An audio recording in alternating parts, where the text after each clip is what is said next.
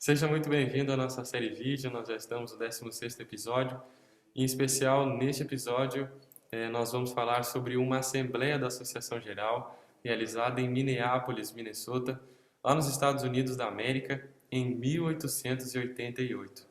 Essa que é uma Assembleia muito conhecida, famosa, pelo fato de muitas pessoas atribuírem interpretações sobre essa Assembleia, que foi um grande debate caloroso entre os líderes da igreja sobre vários assuntos. E no estudo de hoje nós faremos um breve resumo sobre esse assunto e quais são os seus impactos nos nossos dias.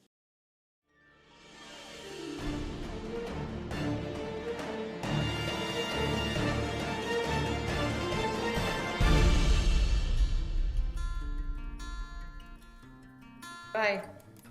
É muito interessante nós lembrarmos um pouco do contexto histórico em que aconteceu essa Assembleia, na década de 1880, é que nós não devemos ficar surpresos em saber que estavam acontecendo os rumores de decretos dominicais. Na verdade, estavam acontecendo decretos dominicais em alguns locais e estados específicos dos Estados Unidos, mas estavam acontecendo especulações e propostas que, desde a independência dos Estados Unidos, as 13 colônias, em 1776, de um decreto dominical nacional, em que todos os estados iriam aderir, então, a um decreto que não permitiria nenhuma pessoa guardar o sábado e trabalhar no domingo, mas, na opinião deles, seria o contrário, né?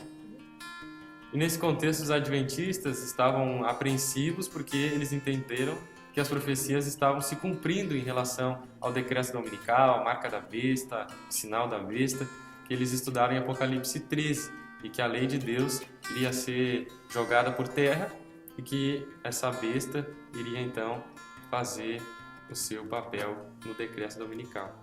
E então eles estavam entendendo que era muito importante enfatizar o assunto do sábado, o quarto mandamento da lei de Deus, porque nesse momento era importante fazer essa contraposição de domingo e sábado, né?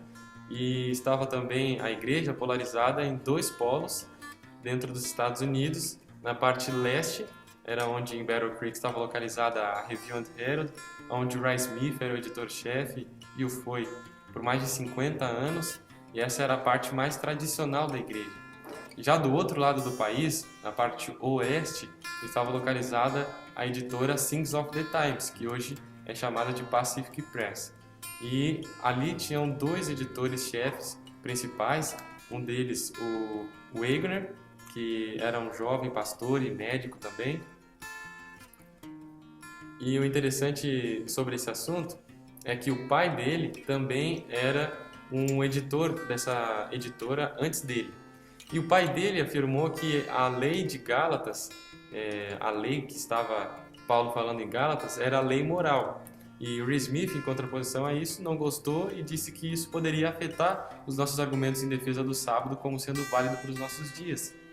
Ele também afirmou que Ellen White teve uma visão sobre isso, deixando claro que a lei que estava sendo descrita lá em Gálatas era a lei cerimonial e não a lei moral. Por isso que até a década de 1880 esse assunto ficou resolvido, né? Porque ele argumentou com a visão de Ellen White. Aí mais tarde, eles descobriram que a afirmação da visão de Ellen White sobre o assunto era falsa, e por isso que quando chegou o ano de 1888, eles estavam debatendo cada vez mais sobre esse assunto da lei em Gálatas. Qual é a lei que Paulo se refere no livro de Gálatas? A cerimonial ou a moral? E além desse assunto, eles também estavam discutindo sobre quais são os 10 chifres que estão presentes lá em Daniel capítulo 7. Também a lei de Gálatas, como eu falei, e também sobre a natureza de Cristo, se Cristo tinha uma natureza pecaminosa ou não. Uma pessoa muito importante também dentro desse contexto da Assembleia de 1888 foi Alonzo Trevor Jones. Ele foi quem deu a primeira palestra da Assembleia. Ele também era editor de uma das revistas mais conhecidas da época. Ele começou com uma declaração muito impactante. Disse o seguinte: peço desculpas aos senhores delegados pelo fato de, sobre o assunto dos 10 chifres, que estava sendo discutido, o Sr. Smith ele não podia dizer nada, por ele não saber nada sobre o assunto. E ele então declarou: mas fiquem calmos, pois eu vou dizer para vocês tudo o que eu estudei sobre o assunto.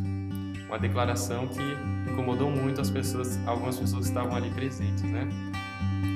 É interessante nós dizermos também que essa Assembleia de 1888 nada mais foi do que um conflito de personalidades. Eles não estavam tão preocupados assim com as doutrinas, mas eles estavam tendo um conflito entre personalidades, pessoas com pensamentos diferentes e também com uma tendência, um estilo, um perfil diferente um do outro.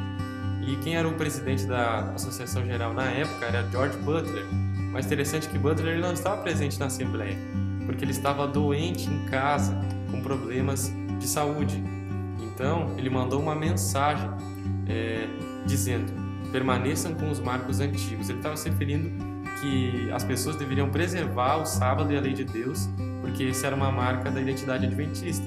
E Butler, ele era conhecido como o coração rude, porque ele tinha dentro da sua personalidade um modo bem áspero e insensível de tratar as pessoas também. Ele também se intitulava o cão de guarda teológico da igreja, porque ele entendia que tinha a responsabilidade de cuidar das heresias para que nenhum jovem pudesse ali incrementar um novo ensinamento que pudesse ir contra nossas doutrinas. E o Ray Smith também, como eu falei, ele, além de ser o editor da Review and Herald, ele também era, na área teológica, a maior autoridade, tanto em doutrina, mas principalmente nas profecias de Daniel e Apocalipse, porque ele escreveu um comentário especialmente sobre o assunto que é tido como um grande estudo até os dias de hoje. E quando o Ray Smith ouviu essa declaração de Jones abrindo a Assembleia, ele disse: nada do que você falou já não está escrito em meu comentário. Então eles estavam tendo grandes debates ali. E um dos grandes preconceitos que essa ala mais antiga de Butler e Smith tinha contra Jones e Wagner é que eles eram muito jovens e inexperientes, recém tinham se convertido e já estavam proclamando novas ideias teológicas, coisas diferentes do que os adventistas estavam acostumados a proclamar nos púlpitos. Mas o que é essa nova ideia que eles estavam dizendo na Assembleia, principalmente? O tema principal da Assembleia foi a justificação pela fé. Eles estavam pregando excessivamente sobre a justiça pela fé em Cristo. Então, esse foi o tema mais importante.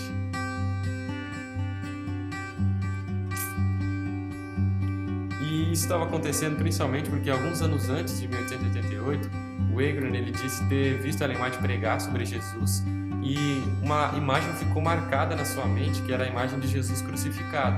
E ele então tomou a decisão, junto a Deus, de que ele iria pregar somente sobre esse assunto pelo resto da sua vida.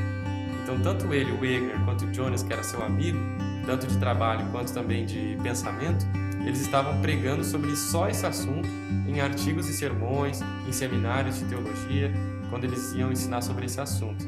E isso estava assustando a velha guarda, que eram os adventistas mais conservadores, que se preocupavam muito com a lei e o sábado. Então, para finalizar, nós podemos tirar algumas lições práticas que impactaram dessa Assembleia nos nossos dias atuais. A primeira que nós podemos tirar é que nós devemos sempre nos acautelar de defender tanto doutrinas teológicas ou algo assim e perder o amor e a graça de Jesus, o trato que ele tinha com os seres humanos, analisar as pessoas a partir da cruz.